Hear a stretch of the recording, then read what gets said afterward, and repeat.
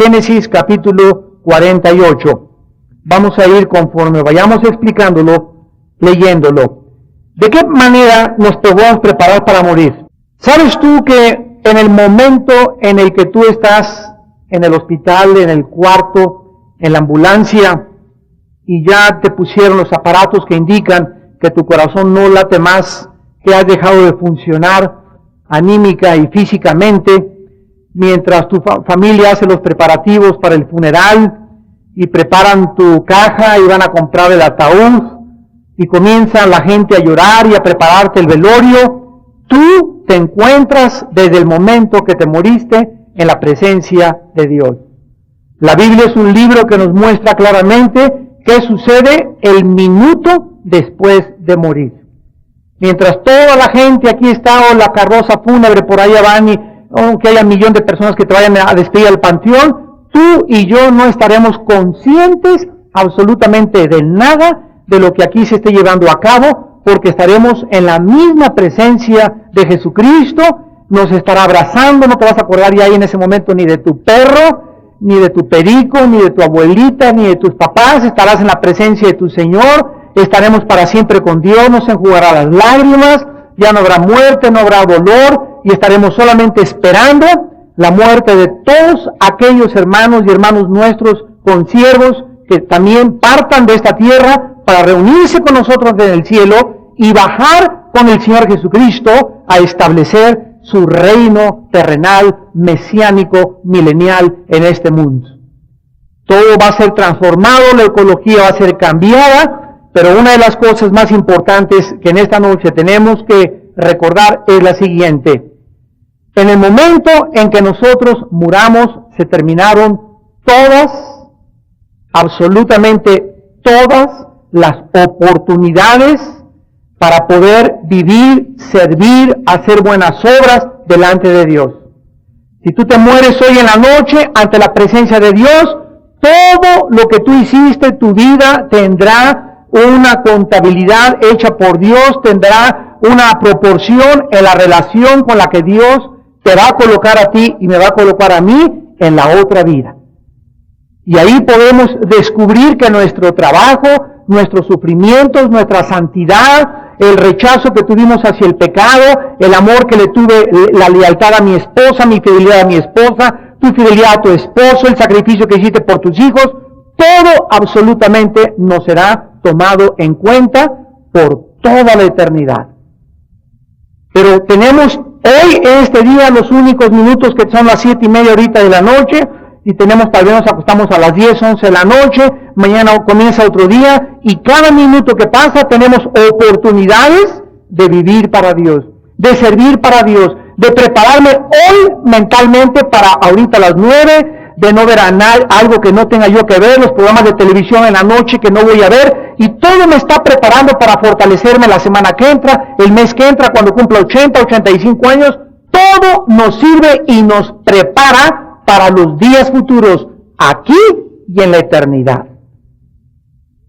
Dice la Biblia en el libro de Job, capítulo 30, versículo 23, cuando Job está hablando acerca de la muerte. Yo sé, escribió Job, que me conduces a la muerte y a la casa determinada a todo viviente. Job tenía hace miles de años una sola seguridad, que es la misma que tenemos nosotros y es la misma que escribió el autor a los Hebreos en el capítulo 9, versículo 27, porque está establecido que todos nosotros muramos. Está establecido que todos los hombres mueran una sola vez. No hay regreso a este mundo a una cucaracha, a un rinoceronte, a un camello, a otro príncipe, que tú eras azteca. Eso de la reencarnación y la transmigración de las almas no tiene su origen en la palabra de Dios, sino en las filosofías del Oriente.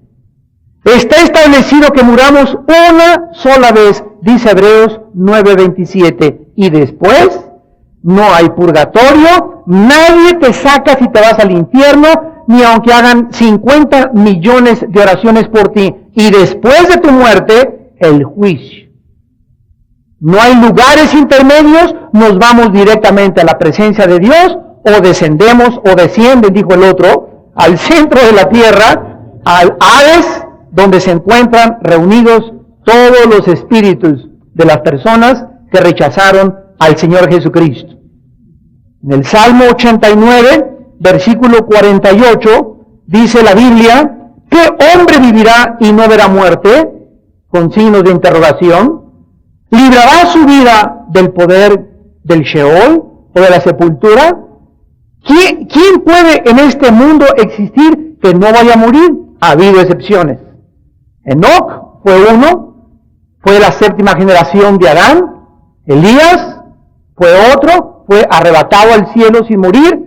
Y la Biblia dice en primera de Tesalonicenses capítulo 4, 16 y 17, que habrá muchos en la época en que nosotros vivimos, muchos hijos de Dios, muchos cristianos de esta iglesia y de todas las iglesias de Dios en el mundo entero, que cuando Cristo venga y estemos vivos, seremos transformados. En un abrir y cerrar de ojos, y seremos arrebatados al cielo, nuestro cuerpo en milésimas de segundo será transformado, mi espíritu vendrá con mi alma en el cielo, mi cuerpo se levantará en el aire, y nos juntaremos mi cuerpo con mi espíritu y mi alma en el cielo, los que murieron, y así estaremos para siempre con el Señor. Y nosotros que vivimos, no precederemos a los que durmieron. Así que ojalá que nosotros formemos parte, yo estoy seguro que sí, de ese grupo de seres humanos que no vamos a saber qué es morir. Si viene Cristo, seremos transformados inmediatamente a su imagen y semejanza. Y Salomón en Eclesiastés 8, versículo 8 dijo, no hay hombre que tenga poder sobre el espíritu para retener el espíritu, ni poder sobre el día de la muerte. No hay nadie que pueda decir, pues yo he encontrado el elixir de la juventud y yo no voy a morir ni voy a envejecer. No hay nadie ni habrá. Todos tenemos una cita con nuestro destino inevitable, que es la muerte. Puesto que todos tenemos que morir, la pregunta relevante en esta noche es, ¿de qué manera podemos prepararnos para morir? Veamos aquí, antes de que Jacob muera, qué es lo que ocupa sus últimos minutos o sus últimos días en este mundo. Dice Génesis 48, del 1 al 6. Sucedió después de estas cosas que dijeron a José, he aquí tu padre está enfermo, y él tomó consigo a sus dos hijos, Manasés y Efraín, y se le hizo saber a Jacob, diciendo, he aquí tu hijo José viene a ti. Entonces se esforzó Israel, y se sentó sobre la cama, y dijo a José, el Dios omnipotente me apareció en luz en la tierra de Canaán, y me bendijo, y me dijo, he aquí que yo te haré crecer y te multiplicaré, te pondré por estirpe de naciones, y daré esta tierra a tu descendencia, después de ti, por heredad perpetua. Y ahora tus dos hijos, Efraín y Manasés, que te nacieron en la tierra de Egipto, antes que viniese a ti a la tierra de Egipto, míos son. Como Rubén y Simeón, serán míos. Y los que después de ellos has engendrado, serán tuyos. Por el nombre de sus hermanos, serán llamados en sus heredades.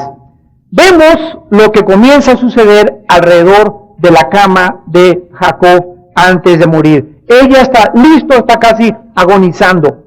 Vamos a ver la próxima conferencia, uno de los mensajes más preciosos, proféticos que podamos escuchar, cuando en el capítulo 49 del Génesis, a cada uno de sus 12 hijos, Jacob comienza a bendecir y a profetizarles lo que cada uno de ellos había recogido en esta vida, de acuerdo a lo que sembraron, y cómo su descendencia de ellos se comportarían de acuerdo a la actitud y a la conducta que tuvieron para con Dios en esta vida.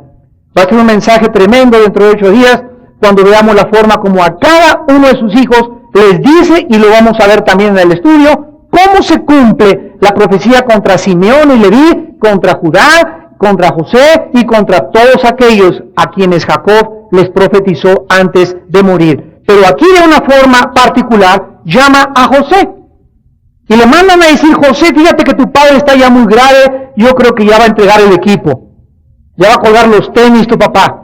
Y entonces José trae con él a sus 2 hijos, Manasés y Efraín. Recordamos que son los nietos de Jacob. Jacob tenía sus 12 hijos. José era hijo de Raquel, la esposa que había amado con todo su corazón Jacob. Entonces junta a Manasés y Efraín, sus hijos de José, que nacieron en Egipto, y se acerca con su padre alrededor para poder orar y platicar con él.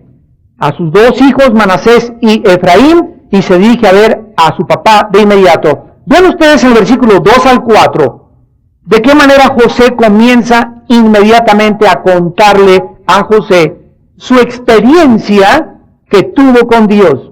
Le dice en primer lugar: he aquí tu hijo José viene, le avisan, viene y se esfuerza y se sienta con mucho trabajo Jacob sobre la cama. ¿Por qué se sienta sobre la cama? Porque un hombre no podía bendecir a nadie acostado. Tenía que estar sentadito o recargado con cojines o lo que le hayan puesto para poder bendecir. Lo vamos a ver a continuación. Y le dice entonces Jacob a José: el Dios omnipotente, versículo 3, me apareció en luz en la tierra de Canaán y me bendijo. Lo primero que hace Jacob es decirle: José, quiero que sepas que el Dios Todopoderoso, El Shaddai, se me apareció a mí de una forma personal en Betel, que fue el nombre de Luz, y después se le cambió a Betel, que se llama la casa de Dios. Vean ustedes lo que le dice Jacob a José: me bendijo, Yevarej en el hebreo. Cuando Dios bendice a alguien usando esta palabra, como nos ha bendecido a nosotros, como dice Efesios 1, versículo 3, bendito sea el Dios y Padre de nuestro Señor Jesucristo, que nos bendijo con toda bendición espiritual en los lugares celestiales en Cristo. En el Nuevo Testamento, el apóstol Pablo dice que las bendiciones que nosotros tenemos de Dios ya tengo todo aquello que Dios tiene para mi vida. 1 Pedro 3, todas las cosas que pertenecen a la vida y a la piedad nos han sido dadas otra vez en tiempo pasado, ya. Pero todas, vamos a pedir silencio aquí a mi izquierda, por favor. Alguien está hablando por acá, a ver si los pueden callar. Cuando nosotros vemos que Dios nos ha bendecido, estas bendiciones están en los lugares celestiales en Cristo. Dice Efesios 1:3, nos bendijo con toda bendición espiritual en los lugares celestiales en Cristo. Ahora, ¿para qué queremos las bendiciones en el cielo? Si estamos aquí en la tierra, ¿verdad? Yo quiero mi bendición en mi casa, quiero bendición de prosperidad, quiero bendición de mi salud, quiero bendición aquí en la tierra. ¿Con qué propósito Dios nos hace y nos bendice en el cielo, hermanos en Cristo? Vamos a voltear todos para acá, por favor. Vamos a olvidarnos todo lo que está pasando por otro lado. Si las bendiciones están en el cielo, fíjense, hermanos, una distracción, un niño llorando te roba la palabra de Dios. Y tú tienes que aprender a desarrollar el carácter de no distraer. Aunque se esté incendiando, cayendo el techo, atenta a la palabra de Dios. Dios nos bendice y nos deja las bendiciones en el cielo, donde tenemos la bendición, para que nosotros las bajemos del cielo a la tierra. O sea que yo me convierto, y lo primero que me dice Dios, aquí está la chequera, Armando. Todo aquello que tú firmes es porque crees y lo depositas y lo cobres. Y el banco está en el cielo. Hay cristianos que tienen la chequera de Dios, la Biblia con más de 8,000 promesas, y están viviendo en estado paupérrimo. Ay, hermano, ore por mí. Ay, me falta esto. Ay, me falta aquello. Y no puedo hacer esto. Y no tengo paz. Y no tengo tranquilidad. Y no me va bien. ¿Por qué? Porque no han creído, como dice Hebreos 4, no han creído y no han entrado en el descanso y en el reposo de Dios. Las promesas de Dios que están en el cielo y que son mías, las puedo bajar nada más del cielo a la tierra por la fe. Porque sin fe es imposible agradar a Dios.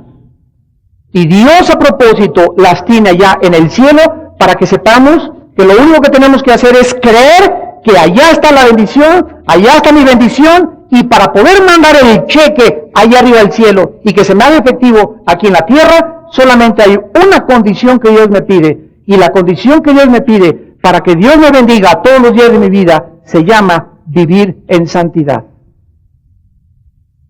Nada más.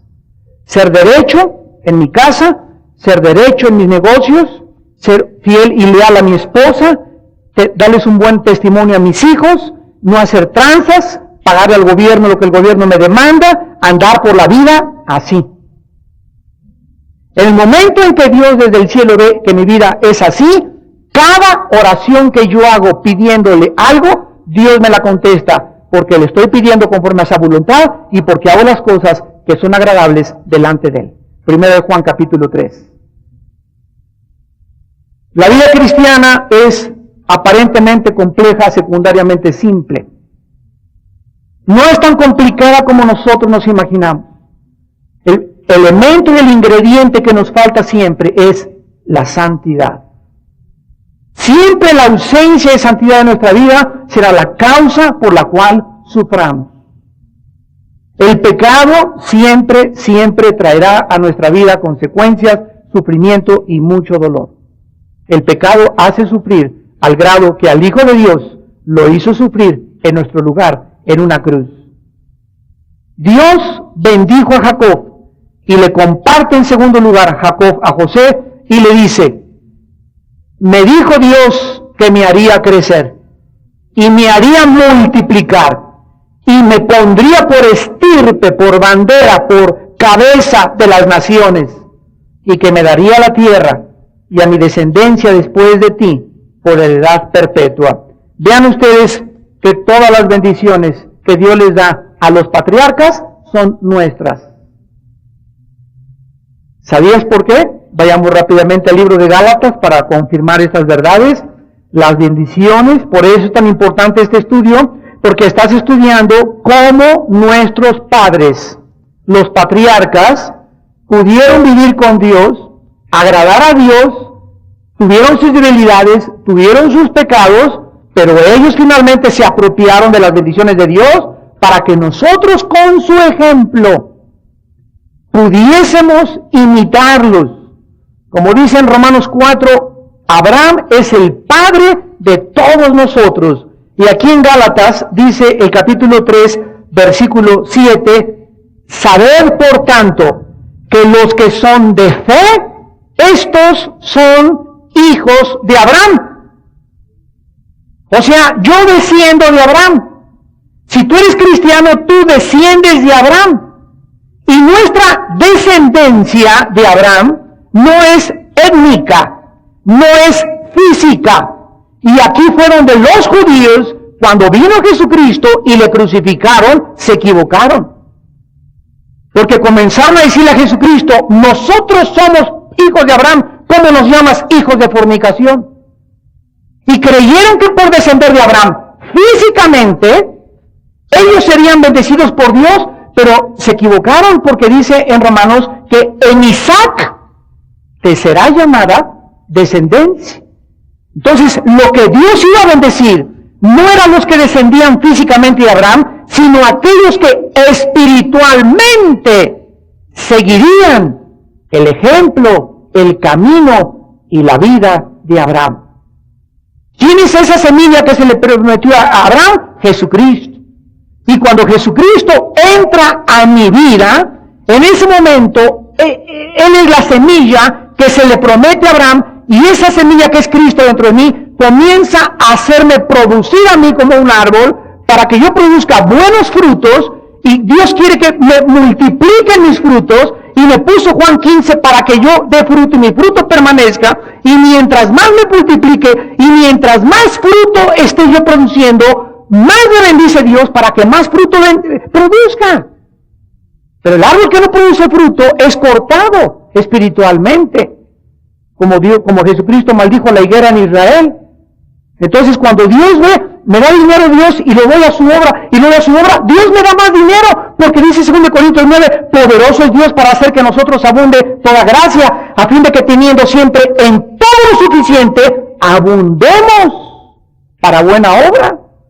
Porque el que da semilla, el que siembra, multiplicará vuestra sementera, porque con esta participación bendices a la iglesia. Dios ve que estoy bendiciendo a mi esposa, y que le comparto a mi esposa, y que le soy fiel a mi esposa. ¿Qué hace Dios? Bendecirme más, porque ha encontrado un siervo en quien puede confiar. ¿Cómo puede confiar Dios en un cristiano que no ama a su esposa?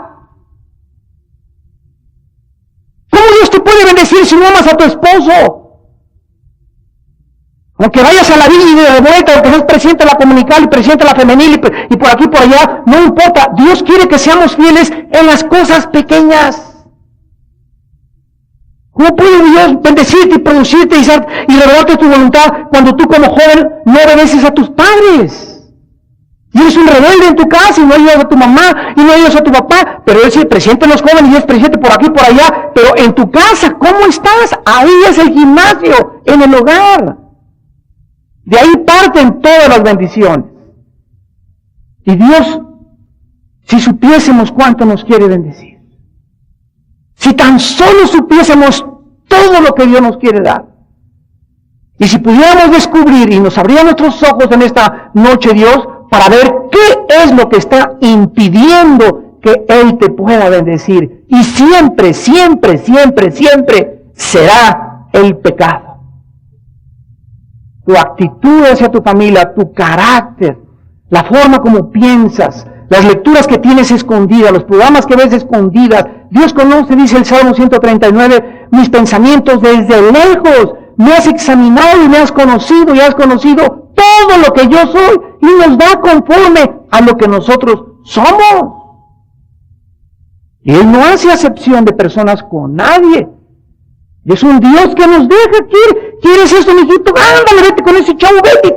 Dios te va a dejar que te vayas con ese chavo. Él te va a dejar, porque Él no puede violar tu voluntad. Y va a dejar que te cases con ese orangután, y te va a dejar que te cases con esa hiena, y te va a dejar que hagas este negocio. Él lo va a hacer, te va a dejar que compres eso y que te compres aquello, para que una vez que nosotros hagamos nuestros caprichos y obtengamos lo que nosotros querramos, paguemos nosotros las consecuencias y suframos las consecuencias, para que después de que las suframos y leamos y digamos, ¿por qué hice esto? ¿Por qué hice aquello? Nos quede impreso, grabado en el corazón, para no volverlo a hacer jamás. Dichosos aquellos que han podido aprender en la primera lección que Dios les ha dado en su vida. Para que no te vuelvas a casar como te casaste la primera vez, para que no vuelvas a cometer los errores que hiciste hace 10 o 4 años. Dios es misericordioso, pero es el colmo que repitamos nuestros errores y nuestros pecados. Porque aquel que es reprendido, dice Salomón en Proverbios, endurece la cerviz, ya después no habrá medicina para él. Es interesante, aquí regresamos a Génesis 48, la palabra que Jacob usa en el versículo 4, perpetua. Te daré la tierra a tu descendencia después de ti por heredad perpetua. Esto es clave, porque esto en el hebreo significa eterno. Te daré la tierra eternamente, o sea, vamos a ver a continuación de que este mundo, esta tierra con sus cataratas, sus mares, sus playas, sus edificios, todo, ya comenzó Dios con las Torres Gemelas, se va a derrumbar. Todo lo que el hombre tiene y levanta como un monumento al poder militar, al poder económico, todo aquello que nosotros creemos que es lo máximo, va a ir poco a poco siendo derribado por Dios. Veamos, por ejemplo, en Isaías 65, versículo 17, lo que hace 2750 años el profeta escribió acerca del futuro de este planeta.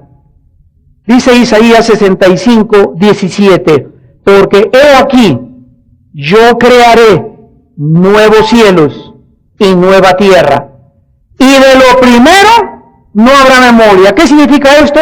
Que cuando nosotros habitemos en la nueva tierra que vamos a habitar, no nos vamos a acordar ya de nada. El cassette se nos va totalmente a sacar. El programa ya no tendrá dentro de nosotros. Yo no podría disfrutar la eternidad acordándome, ¿dónde estará mi abuelita? No la veo entre los ángeles. Y mi mamá, ¿dónde estará? Y mi perrito que tanto extrañé. Señor, yo tanto te pedí por mi ex esposa que estuviera conmigo aquí, o por mi hijo. ¿Se imaginan? Sería incompleta la felicidad. Pero dice la Biblia claramente que nuestra memoria ya no va a funcionar como funciona en este mundo. Y aquí estamos preguntándonos si cuando lleguemos al cielo vamos a tener esto, y vamos a reconocer, y va a estar mi abuelita. Estoy seguro que entre nosotros sí nos vamos a reconocer, pero no habrá absolutamente memoria ya de las cosas pasadas. Por eso dice Pablo en Romanos 8, hermanos, las aflicciones del tiempo presente, lo que estamos sufriendo en esta vida, no importa que tu esposo te haya arrastrado a la villa y de vuelta, que te hayan quitado tu casa, tus bienes, que te hayan echado los leones, el máximo sufrimiento que cualquier ser humano en esta tierra haya padecido no es comparable. Dice la palabra que dice Pablo, comparación es tener algo para compararlo con otro, es tener un punto de referencia para poder usar otro punto de referencia y compararlo. Si nosotros juntáramos los sufrimientos, dice Pablo, no se podrían comparar con las glorias que nosotros se van a manifestar algún día. O sea que cuando estemos en el cielo, bueno, lo que sufrimos, como decía un gran santo de Dios, habrá sido como una mala noche en un hotel nada más. Lo máximo. No podrá ni siquiera, va a ser una cosa así insignificante con aquello que nos está esperando en la gloria. Por eso vale la pena ser santo y sufrir por Cristo. Porque si sufrimos con Él, reinaremos con Él. Dice en Isaías 66, a la vuelta, versículo 22, porque como los cielos nuevos y la nueva tierra que yo hago permanecerán delante de mí. ¿Qué va a hacer Dios? Cielos nuevos. ¿A qué se refiere Dios con cielos nuevos? La Biblia menciona 3 cielos. El primer cielo atmosférico, el segundo el cósmico o el intergaláctico, y el tercer cielo, 2 de Corintios 12, del 1 al 3, donde habita Dios. Cuando dice Dios que va a hacer cielos nuevos y tierra nueva, se refiere al primero y al segundo cielo nada más. O sea, el Sol y la Luna, Júpiter, Marte, Plutón, Neptuno, el movimiento de la Tierra de rotación alrededor del Sol no existirá porque no habrá Sol, no habrá Luna, no habrá nada de la Vía Láctea en la que nosotros nos encontramos actualmente. Todo va a ser absolutamente reformado. ¿Por qué va a ser reformado todo? Porque el pecado de Satanás afectó los cielos.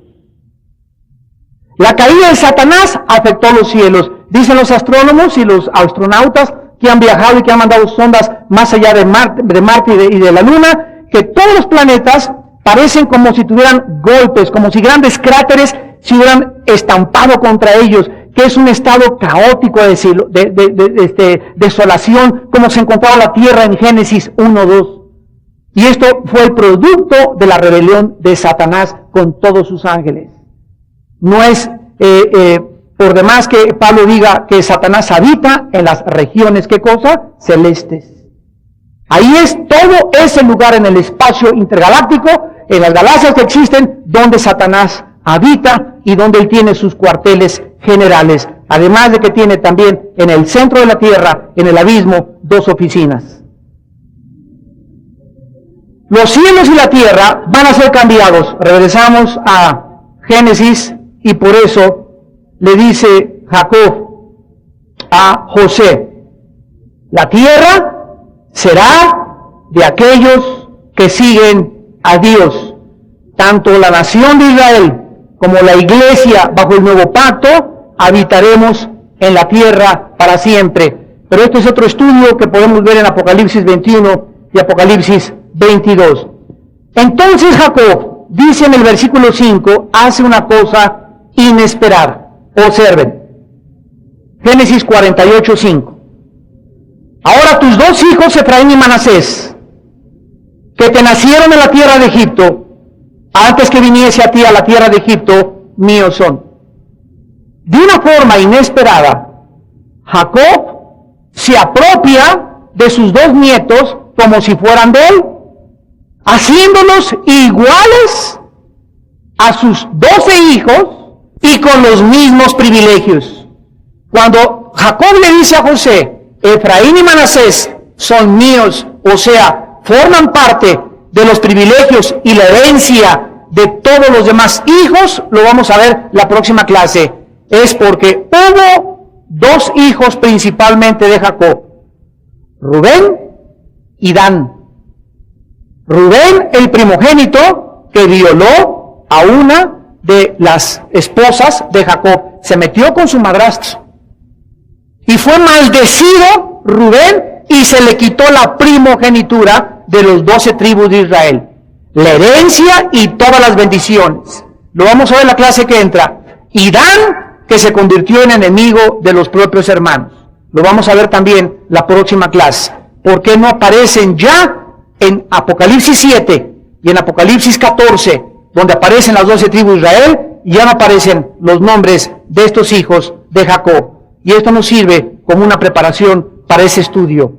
Ahora dice el versículo 6 que no solamente se los apropia y los incluye en sus bendiciones, sino que le dice también, los que después de ellos has engendrado serán tuyos, por el nombre de sus hermanos serán llamados en sus heredades. Les menciona también que les pertenecería a sus dos hijos los derechos de la tierra y a la descendencia de José las demás cosas que repartirían la tierra en el libro de Josué.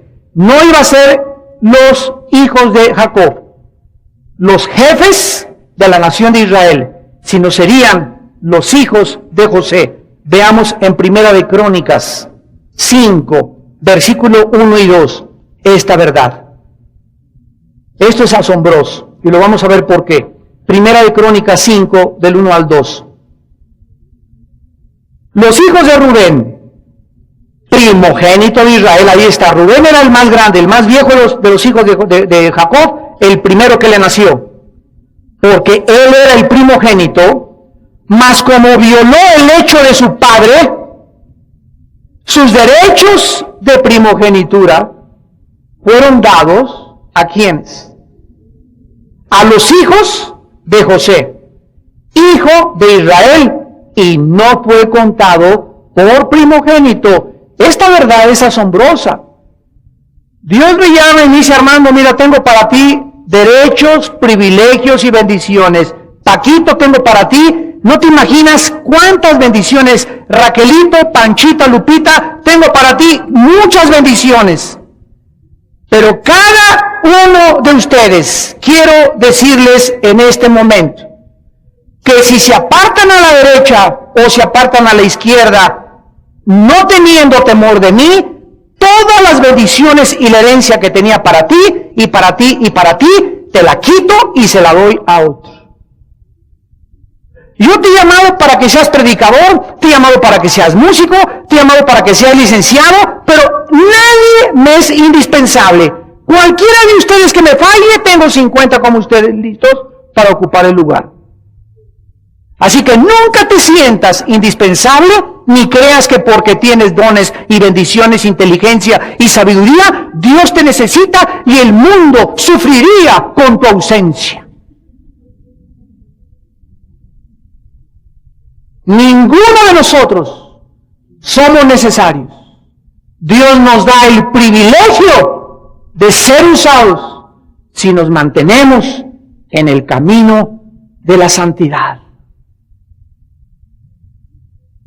Pero vamos a ver cómo miles de cristianos, al igual que dos hijos de Jacob, han perdido y pierden tal vez esta semana, o por su conducta, o por lo que han hecho, por lo que van a hacer, van a perder herencia, van a perder bendiciones, van a perder privilegios, porque creyeron que podían permanecer de pie, y el que crea que está firme, mire que no caiga. Descuidaron su vida espiritual, descuidaron su vida de oración, comenzaron a coquetear por acá con una muchacha, comenzaron, hoy en la tarde me dijo mi esposa, Armando, me acaban de hablar, y uno de los máximos líderes en Cuernavaca, Morelos, acaba de caer en adulterio. De iglesias muy conocidas en Cuernavaca. Y un hombre íntimo amigo mío, ¿por qué se fue con la del coro? Y se juntó el grupo de ancianos y lo destituyeron. Para siempre arruinó su ministerio. Dios le va a dar otra oportunidad, va a sufrir con su esposa van a pasar muchos años para que le vuelva a tener confianza, pero mientras tanto arruinó su vida. ¿Y todo por qué? Por irse tras una chavita. ¿Qué le hizo? Con los ojitos. Y en lugar de que ese día, Señor, esta muchacha me está moviendo el tapete y me está trayendo, Padre, bajo la sangre de Cristo te la entrego, no la quiero volver a ver, cuídame, Señor, comenzó a creer que podía jugar y coquetear con el pecado. Dicen los proverbios Salomón, ¿podrá el hombre jugar con fuego sin que sus vestidos ardan? ¿Podrá el hombre caminar sobre brasas sin que se quemen sus pies? Así es el que se llega a una mujer que no es su esposa, o a un hombre que no es su esposo.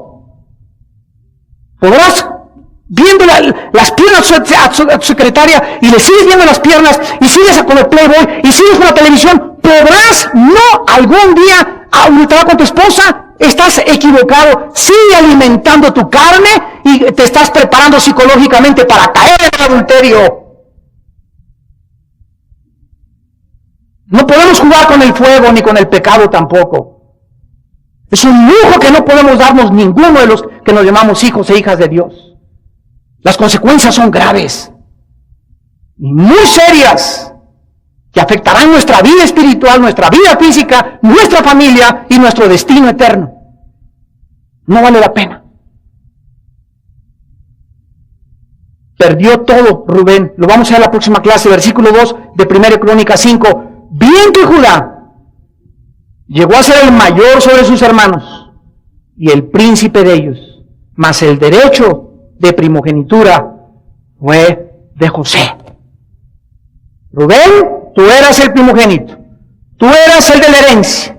Mi plan contigo era engrandecerte y ser el jefe de todos tus hermanos y ser todo, pero por haber sido débil en tu carne, por nunca haber tenido un carácter, por haber sido siempre coqueto con las mujeres, por haber sido siempre una coqueta con los hombres, por esa debilidad, no puedo trabajar en tu vida, dice Dios.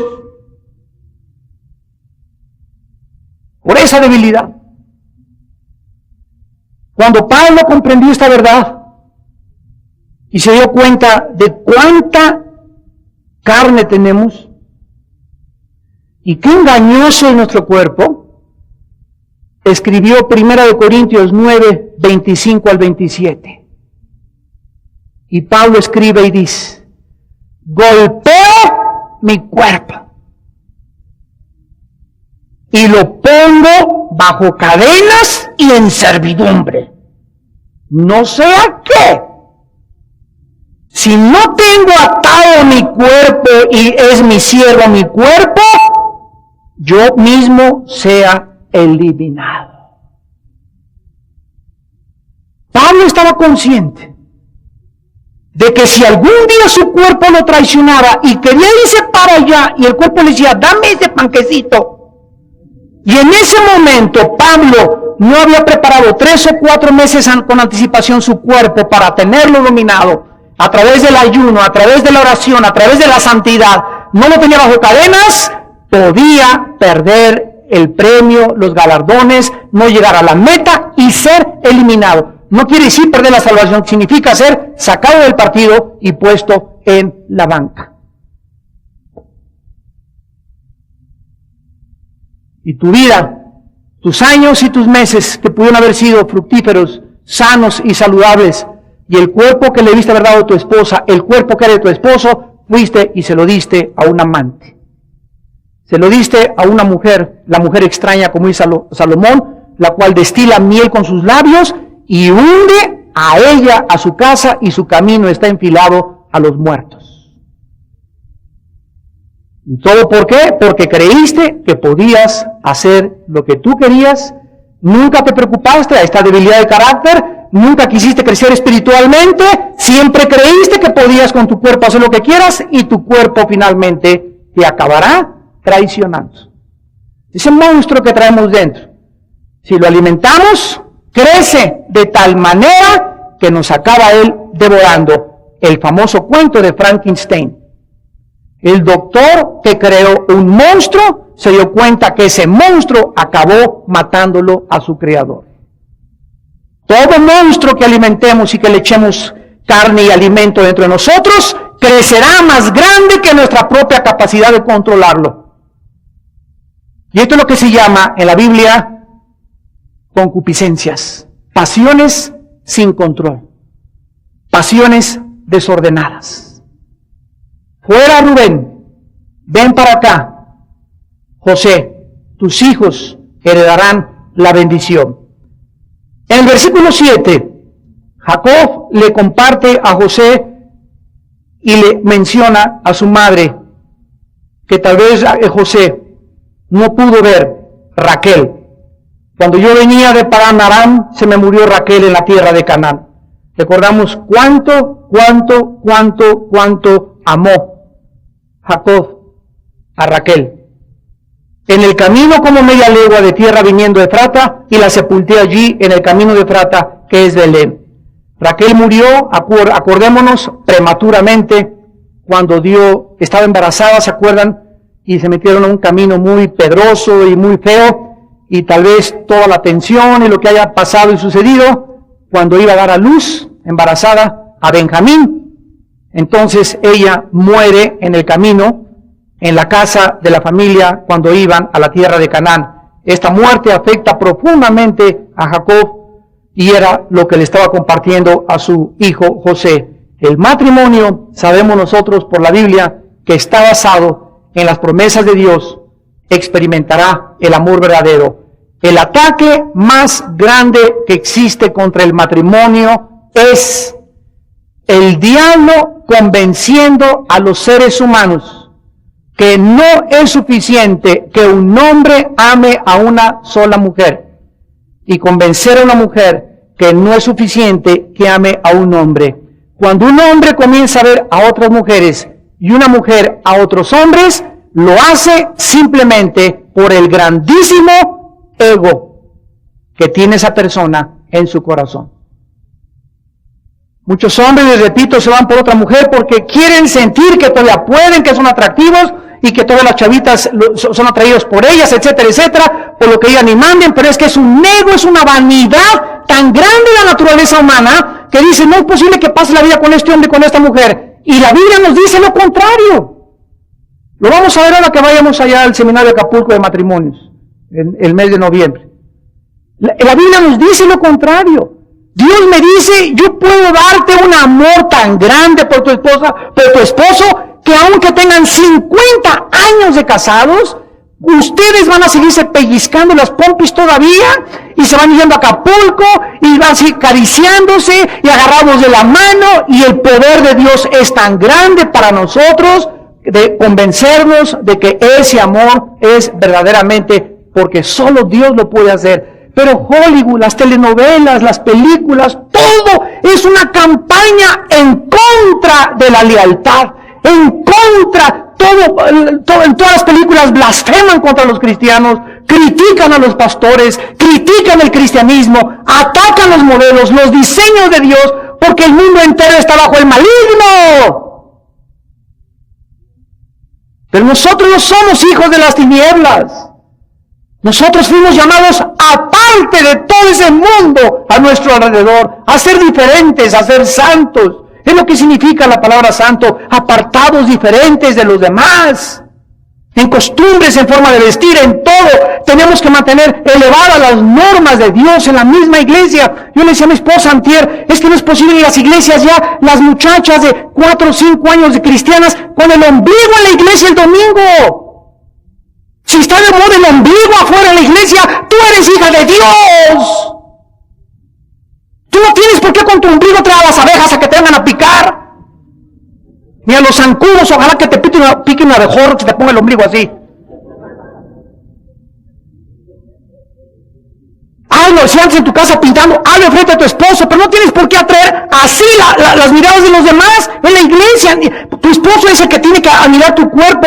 No les enseñes tu cuerpo a los demás. Eres para tu esposo y entrégale tu cuerpo a tu esposo. Mantén tu norma elevada de santidad con mujeres que profesan la piedad. Vístanse con pudor, dice 1 Timoteo 2. Vístanse con pudor, ¿qué significa? Con recato, moralmente. Que nada forme tu vestido atraiga las miradas de los hombres a tu ropa.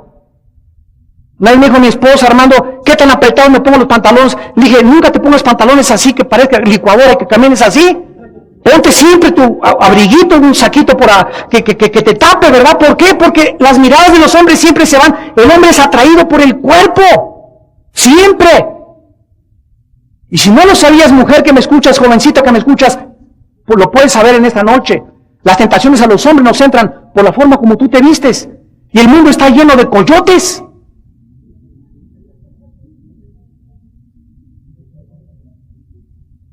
Escribe Salomón y dice respecto a esto, en el libro de los Cantares, capítulo 8, versículo 7, dice Cantares, las muchas aguas no podrán apagar el amor, ni lo ahogarán los ríos. Las muchas aguas no podrán apagar el amor. ¿Qué significa esto? Ni las tormentas, ni las inundaciones, ni los problemas. No hay nada en este mundo, ninguna fuerza natural que pueda apagar en un matrimonio que viva delante de Dios en santidad. No hay nada, Dios te lo promete en esta tarde. Nadie podrá apagar el amor que tienen ustedes. Ni tampoco habrá un río que pueda ahogarlos. ¿Por qué? Porque viene del cielo. Porque viene de Dios. No viene de Hollywood. No viene de la academia, ni tampoco viene del Big Brother. Viene de allá arriba, donde nuestra vida está escondida con Cristo. Y regresamos y terminamos todo lo demás que queda del capítulo. Jacob bendice a sus hijos. Se acerca José y le trae a Manasés y a Efraín. El primogénito de José era Manasés. Entonces fíjense ustedes, aquí está Jacob, siempre se bendecía con la mano derecha, siempre. El Hijo de Dios está sentado a la diestra, a la derecha. La diestra de Dios es la derecha de Dios. La mano derecha en la Biblia representa poder para bendecir y autoridad para actuar. La mano derecha. Entonces aquí está Jacob, y José le pone a Manasés del lado izquierdo de José, para que su padre, que ya estaba casi ciego, lo bendiga con la mano derecha, y le pone Efraín del lado izquierdo a la izquierda de Jacob. Entonces Jacob, proféticamente e inspirado por el Espíritu Santo, sin saber ninguno de los dos, ni poderlos ver ni distinguirlos a ninguno de los dos, no hace esto sobre Manasés, sino que hace esto. Cruza la mano y bendice con su derecha a Efraín y con la izquierda a Manasés. Cuando José ve que su padre hace esto, se enoja y le dice, papá, pero te equivocaste. Le dice, mira, mijito, yo no sé, ni tampoco me digas nada. Mira lo que le contesta Jacob, versículo 18. Le dijo José a su padre, no así, padre mío, porque este es el primogénito. Pon tu mano derecha sobre su cabeza. Mas su padre no quiso. Y dijo, lo sé, hijo mío, lo sé. También él vendrá a ser un pueblo y será también engrandecido, o sea, el que era el primogénito. Pero su hermano menor, o sea, Efraín, al que bendijo con la mano derecha, será más grande que él, y su descendencia formará multitud de naciones. El momento en que Jacob puso su mano derecha sobre Efraín y su mano izquierda sobre el que merecía la bendición, él sabía, José, en ese momento, Jacob, que estaba siendo guiado por Dios, y proféticamente, de aquí en adelante, Jacob, cada vez que abre la boca, habla para hablar proféticamente. Él va a ser el más grande. O sea, si Dios me dio la mano para hacer esto, y miren ustedes, ¿qué es lo que forma un cruce de manos? Una cruz. En el momento que hace esto, José estaba profetizando la bendición del menor sobre el mayor y diciendo que también el que era primogénito iba a tener bendiciones, pero en ese momento era Efraín el que había sido escogido por Dios. Lo vamos a ver también después, cómo Manasés se rebela contra las tribus de Israel en otras partes de la palabra de Dios. Pero Jacob, antes de morir, todo lo que está haciendo, lo está haciendo proféticamente, guiado por el Espíritu Santo. Tanto sus nietos como sus hijos comienzan a recibir bendiciones de una forma sobrenatural a través de la llenura. Lo llenó tanto Dios antes de morir a Jacob que pudo bendecir a toda su familia. Él invoca al Dios que le mantuvo. De repente José interrumpe a su padre: no, papá, te equivocaste con la bendición. Y después de esta explicación, regresa a bendecir a los hijos de José, bendice a José también y le asegura que le haría volver a la tierra prometida. Le dice Jacob, versículo 20, aquel día diciendo: te bendecirá Israel. Hágate Dios como Efraín y como Manasés. Y puso a Efraín antes de Manasés. Dijo Israel a José: yo muero, pero Dios estará contigo, con ustedes, los hará volver a la tierra de vuestros padres. O sea, sabía que se iban a ir a Egipto y que iba a haber 400 años de esclavitud e iban a regresar. Yo te he dado a ti una parte más que a tus hermanos, la cual tomé yo de mano del amorreo con mi espada y con mi arco. Todos nosotros también tenemos que recordar lo siguiente: antes de morir, tal vez muchos años, tal vez muchos meses antes de que Dios nos llame a la casa, muchos de ustedes los va a llamar la semana que entra, muchos mañana, muchos dentro del año que entra o de 3 años, no lo sabemos. Debemos enseñarles a todos aquellos que están cerca de nosotros los caminos de Dios. Y cuando tú eres lleno de Dios, tú puedes verdaderamente hablar la palabra de Dios. Y cuando hablamos la palabra de Dios, estamos hablando proféticamente. Y esto es precisamente lo que Dios quiere de cada uno de nosotros. Terminamos con la lectura del Salmo 78, versículos del 5 al 8, donde Dios resume a través de este salmo cuál es nuestra actitud final, igual que Jacob, con nuestra propia familia. Otra vez, con nuestra familia.